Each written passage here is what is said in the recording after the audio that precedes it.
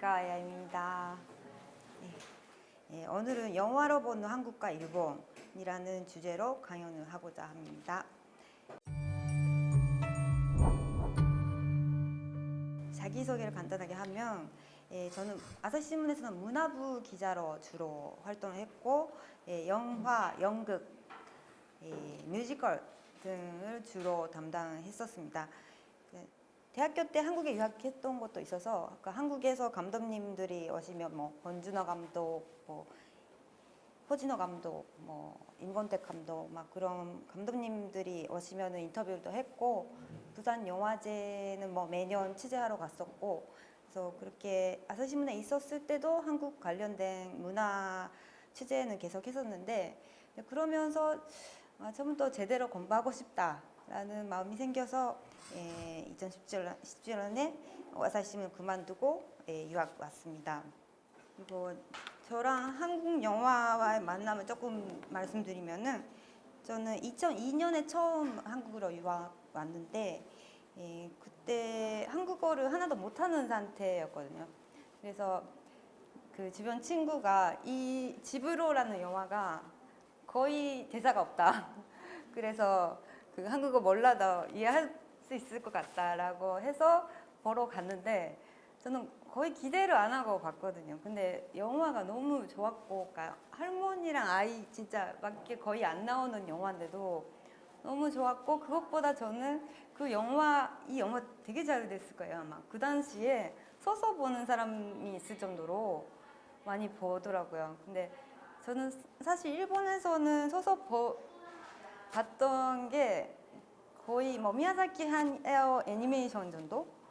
그러니까 이런 제 생각에는 작은 괜찮은 영화를 사람들이 지지한다는 그 영화 문화 자체에 반해서 그래서 한국 영화에 그렇게 빠지게 됐습니다.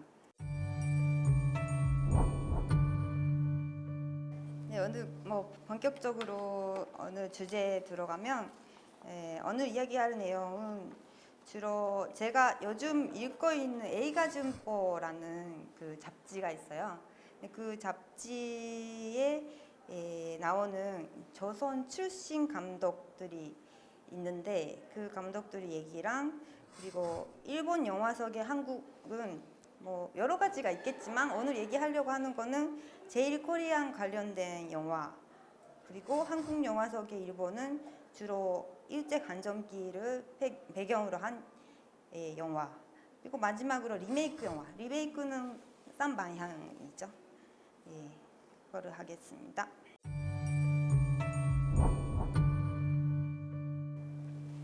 네, 사실은 히나츠에 따로 감독은 허용이라는 조선 출신 감독이거든요. 근데 잡지만 보면 에이가준보만 보면 허용이라는 이름도 안 나오고 조선 출신이라는 것도 안 나와요. 그래서 보는 사람은 일본 사람인 줄 알 거예요 아마. 근데 사실은 허용이라는 조선 출신 감독이었고 인도네시아에서도 활약했었다. 그런 조선 출신 감독이 있었다는 거는 좀 더 알아도 되지 않을까라는 생각으로 소개했습니다.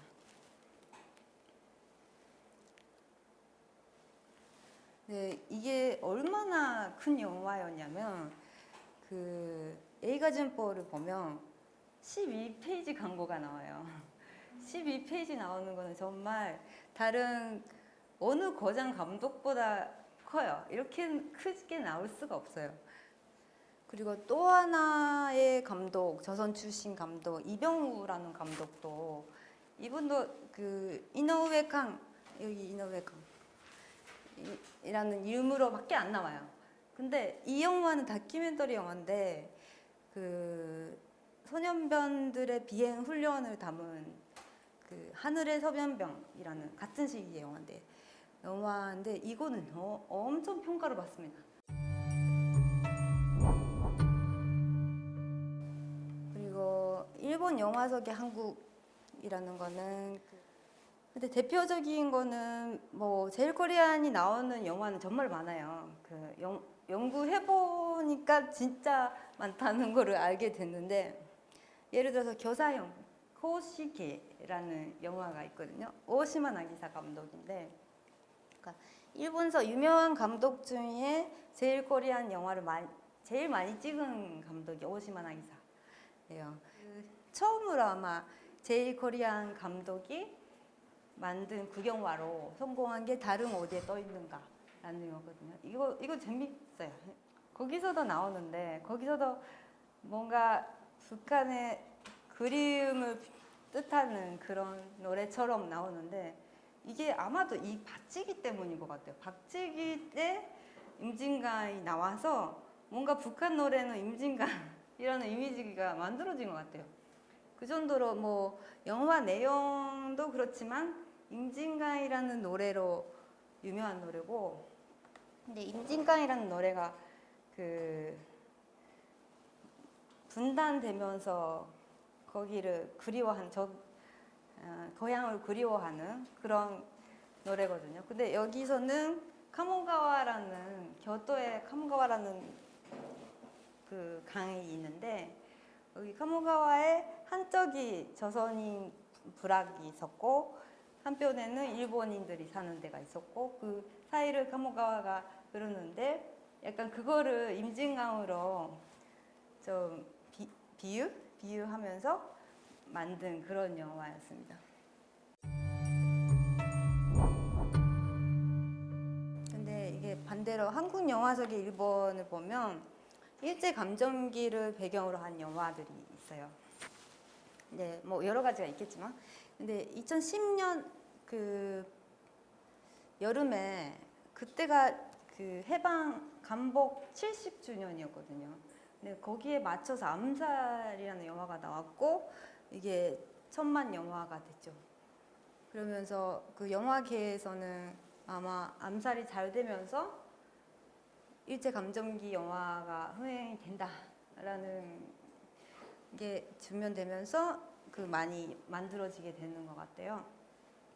근데 그 전까지는 일제 감정기를 배경으로 한 영화가 없었던 건 아닌데 흥행이 잘 안 됐나 봐요.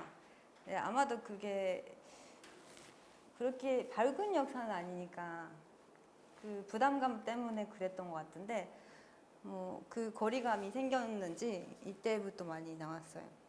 근데 이런 영화들을 보면 그 일본 배우나 제일 코리안 배우들이 나오는 걸 볼 수가 있어요.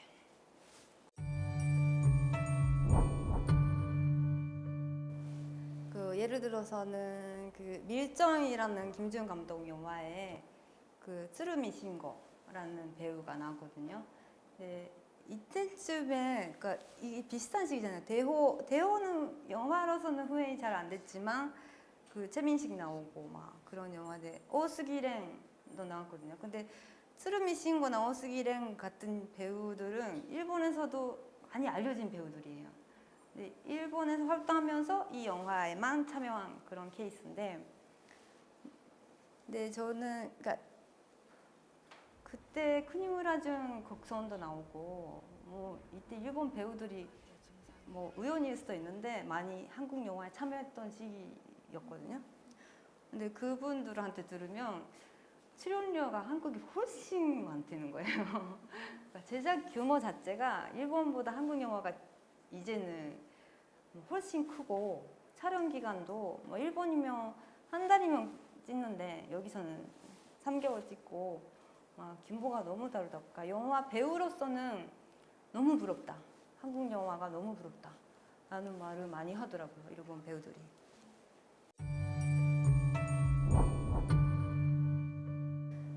그 리메이크 영화는 뭐 리메이크 영화도 정말 많아요. 뭐 옛날부터 많은데 뭐 최근 걸로 소개하면 럭키라는 영화. 럭키가 일본 원작인지 모르는 사람들이 많더라고요. 이게 아마도 제 생각에는 한일 관계 때문인 것 같거든요. 한일 관계가 안 좋아서 일본 원작이라는 게 마케팅에 도움이 되지가 않아요. 별로 좋지가 않아서, 원작은 카키도로보 노 메소토라는 원작 영화가 있고, 뭐 이것도 재밌는데, 럭키는 뭐 리메이크 영화 중에서는 제일 히트친 영화입니다. 700만 명 정도 본 것 같아요. 그리고 반대로는 뭐 한국 영화도 많이 일본에서 리메이크 하고 있거든요.